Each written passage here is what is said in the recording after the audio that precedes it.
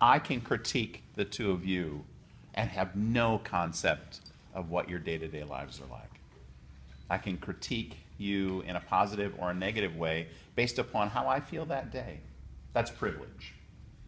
You gave a wonderful outline of an experience in your life that speaks to a group of young men sitting together in a cluster of friendship that has power over you at that moment in their minds.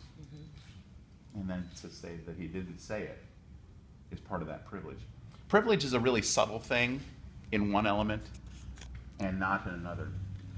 If we speak about white privilege, it's that simple idea that I can go to any friend's house and cut my finger and ask for a Band-Aid, and I can pretty much be guaranteed that the Band-Aid will be the color of my skin, whether it's pink or tan or whatever. That's one very subtle experience of racism. I can go to a hotel and I can expect that the shampoo and the soap that is in that hotel will be good for my hair and my complexion.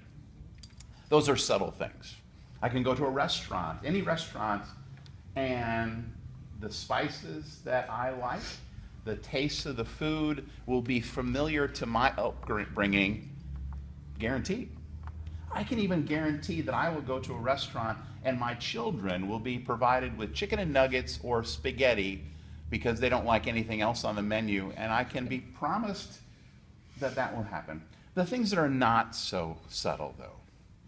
I will never have to tell my blonde-haired, blue-eyed daughter about being pulled over by a police officer and giving her some kind of talk or training ahead of time about hands on the steering wheel, that kind of stuff.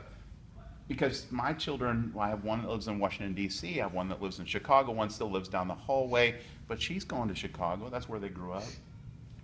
I'll never have to really tell that to her, but I will, because I believe that all parents should speak similar language to kids no matter what color of skin or ethnicity or economic group. I can walk into a convenience store and go to the counter and someone will always ask if they can help me. I can go to a convenience store wearing a hoodie with the hood up and no one will follow me in that convenience store. No one will wonder what I'm up to. That's white privilege. We resist this as people of the white culture because we say things like it's not true, it's not real. Well, part of the idea is that our own acceptance of it, meaning that we have to be able to understand that there are things that the pigmentation of our skin provides for us.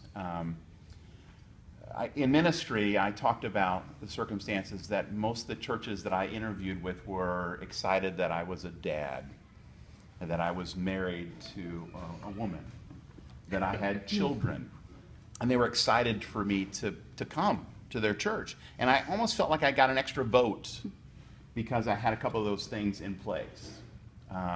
There's also economic parts of white privilege, is that my kids have all had jobs in this community and they were hired within 3 or 4 visits of places.